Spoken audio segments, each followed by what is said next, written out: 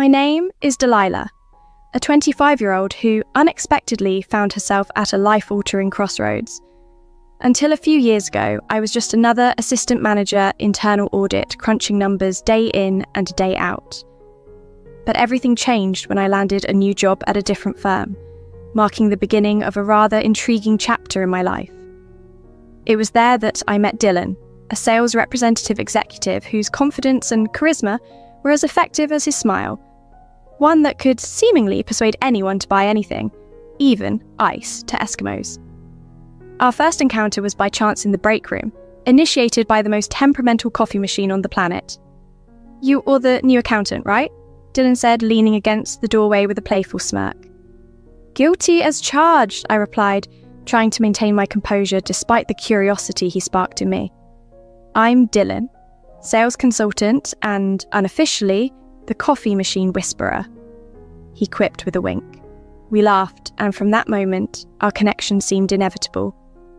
Fast forward 3 years, Dylan orchestrated the most enchanting marriage proposal during a beachside weekend getaway. It was straight out of a fairy tale. A sunset dinner followed by him on one knee. Overwhelmed with joy, I accepted without hesitation. Our wedding was a beautiful whirlwind, and soon after, we began our new life together in the charming old house I had inherited from my grandfather. A few weeks into our marriage, Dylan proposed an unexpected idea. "Babe, have you ever thought about being a housewife for a while?" he suggested one evening, hope shining in his eyes. I was taken aback.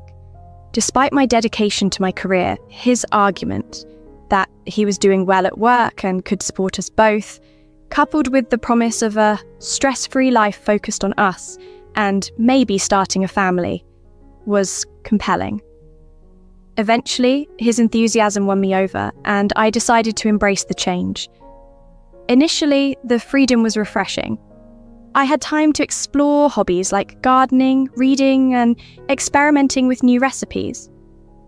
Dylan would return home to a tidy house and a homemade dinner, and our evenings were filled with discussions about the future and laughter. It felt like an extended honeymoon. However, as the weeks turned into months, I began to feel restless. I missed the challenges of my job, the buzz of solving complex problems, and even the constant noise of my office phone. Despite trying to suppress these feelings as mere adjustments, subtle shifts in our dynamic began to surface. Dylan's once sporadic compliments about my housekeeping or cooking gradually morphed into expectations. Comments that initially seemed harmless started to sting, especially when dinner was late or the house slightly disheveled. My journey from an assistant manager internal audit to a housewife was not just a change in job titles, but a profound transformation in lifestyle and identity, one that brought with it unexpected challenges and introspections. I began to feel less like a partner and more like a housekeeper in my own home. It got to the point where I had to call my best friend Lillian to share my frustrations. "I just feel like I'm slowly losing myself," I admitted to her over the phone. Lillian's response was laced with worry and support. "Losing yourself? Delilah, you're vibrant and full of life. Don't let this domestic role extinguish your spirit." Her words rang true. I had always valued my independence and the ability to forge my own path. Yet here I was, feeling adrift in a role that I never imagined for myself. Despite my initial adjustment to being a homemaker, I realised I was far from having it all figured out when my husband Dylan came home one evening with unsettling news. Dylan walked in, his face solemn, an uncommon expression for him. "Delilah, we need to talk," he began, his coat still on. Trying to inject some humour, I quipped, "What's wrong? You look like you've seen a ghost." He replied, "It's my parents. Their apartment is being renovated and they need a place to stay for a few weeks." His gaze avoided mine. "A few weeks?" I responded, surprised and hesitant. "Yeah, just a short while. It shouldn't be too bad," he assured, finally meeting my eyes. With a mix of reluctance and obligation, I agreed. "Okay, for a couple of weeks, but they need to respect our space, Dylan." He nodded. "Of course they will. Thanks, babe. You're the best." A few days later, Dylan's parents, Silas and Ruby, arrived with their entire household, stuffed into numerous bags and boxes. They even brought furniture. "Delilah dear, make some room. We've got a lot of stuff," Ruby announced, pushing past me with a heavy box. Silas followed, hauling in an enormous armchair. "Hope you don't mind us bringing some comforts from home," he said as he struggled to fit it through the door. Overnight comma. Our cosy home turned into a makeshift storage unit. Their belongings were everywhere, and it was overwhelming. Silas and Ruby wasted no time making themselves comfortable. Silas commandeered the TV, flipping through channels as if it were his own, and Ruby began to reorganize my kitchen. "Ruby, what are you doing?" I asked, trying to remain calm. "Just organizing things a bit better, dear," she replied, not even pausing to look at me. I bit my tongue, reminding myself it was only temporary. But inside, I was seething. This was my home, and they were treating it like a holiday retreat. Then came the dinner debacle. I prepared a healthy meal of salad and grilled chicken, but Ruby stared at her plate disdainfully. "What's this? Rabbit food?" She scoffed, pushing her plate away. "Mum, come on. Delilah put a lot of effort into this," Dylan intervened. "It's fine, Dylan. I can make something else," I offered, though I was anything but fine. No, let's order pizza. I need some real food," Silas said, already dialing. That night, as I lay in bed, I couldn't shake the feeling of being an outsider in my own home. Dylan snored beside me, unaware of the turmoil inside me. As the host of my own home, I found myself tangled up in more responsibilities than I had ever imagined. My in-laws, Silas and Ruby, seemed to have mistaken my hospitality for an invitation to transform my living space into their personal amusement park. This uncomfortable arrangement quickly deteriorated when Ruby commandeered my kitchen as though she were the general of an army. One morning, while I was preparing avocado toast, she barged in and scoffed, labelling my breakfast choice as bird food. Despite my explanation that it was a healthy option, she dismissed it, insisting on cooking eggs and bacon instead, nudging me aside to take control of the stove. I was left simmering with frustration at her blatant disregard for my personal food preferences and kitchen space. Silas's takeover was no less invasive. He claimed our living room as his exclusive den. On one occasion, eager to watch the season finale of my favourite series, I found him sprawled across the sofa, absorbed in a noisy action film. My polite request to change the channel was briskly rejected, leaving me to feel like an outsider in my own lounge. But the intrusion reached new heights when I caught Ruby rummaging through my closet, rearranging my belongings to make room for hers, under the pretense of helping. Her cavalier attitude towards my privacy sparked a rare outburst from me, which attracted Dylan's attention. When I explained the situation, Dylan suggested I tolerate the invasion a bit longer, his tepid defence adding to my sense of isolation. Amidst these trials, a startling discovery pushed me to my limit. My missing bank card was found in Ruby's purse. She nonchalantly admitted to using it for convenience, unaware of the seriousness of her actions. This breach of trust was interrupted by Dylan's entrance, drawn by the commotion yet again, leaving me to ponder the escalating disrespect and how much more I was expected to endure in what no longer felt like my sanctuary. He approached me, clearly troubled, and shared that his mother had taken my bank card without asking and used it. Holding up the card for emphasis, I explained the situation to him. He turned to confront his mother, Ruby, who simply shrugged it off, claiming she only needed a few groceries, not something extravagant like a diamond necklace. I was stunned by her nonchalance. "It's my money, Ruby. You can't just use my things without permission," I protested. That's when Dylan, attempting to defuse the situation, trivialized it by saying, "Delilah, let's not overreact. You benefit from my income too, so it's not a big deal if my mom borrows from it occasionally." His words felt like a betrayal. "Your money? It's our money, Dylan, and it's about our trust and respect in this marriage," I replied, shocked by his indifference. He dismissed the situation with a careless shrug. "It's not a big deal. She'll pay you back. The atmosphere at home grew tense over the following weeks. One evening at dinner, I finally brought up the lingering question of his parents' living arrangements. "So, when do you three plan to move back to your apartment?" I asked Silas and Ruby casually. They laughed off the suggestion. "Move back? Why would we?" Ruby replied, sharing a knowing glance with Dylan. Silas chimed in, saying it was unnecessary to spend money on rent when they could simply stay here. Dylan avoided my gaze as he justified their decision, claiming it made no sense financially to rent another place.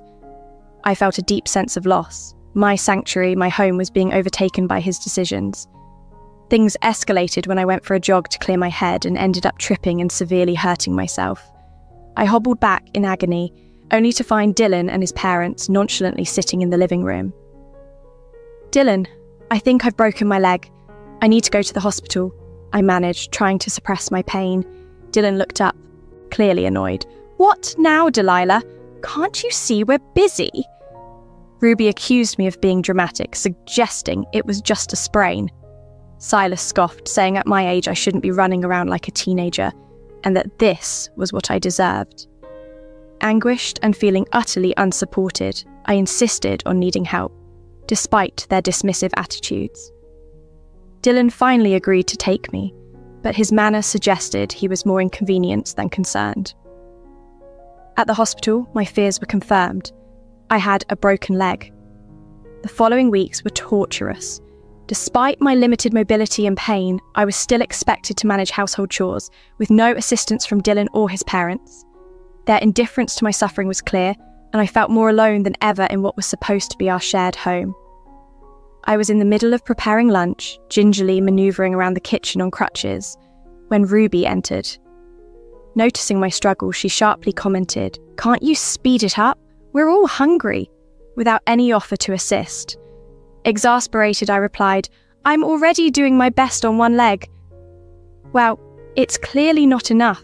You're just being lazy," Ruby shot back. Just then, Dylan walked into the kitchen. "What's happening here?" he asked, turning from me to his mother. "Your wife is taking forever to prepare lunch. It seems like she's using her injury as an excuse," Ruby complained. Dylan sighed. "Delilah, can you try a little harder? We're all hungry." I was stunned. "Try harder? I'm managing on crutches, Dylan. What more do you expect?" He just shrugged and exited the kitchen with his mother, leaving me seething and in pain.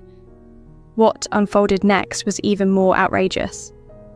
Several weeks post-injury, Ruby and Silas decided to announce they were hosting Thanksgiving at our house, inviting all their relatives. I was taken aback. "Thanksgiving here? With my leg like this?" I asked incredulously. Ruby waved off my concern. "Oh, you won't have to do much. Just stay out of the way and let us handle everything." I was livid. "This is my home, Ruby. You can't just decide to invite people over without consulting me."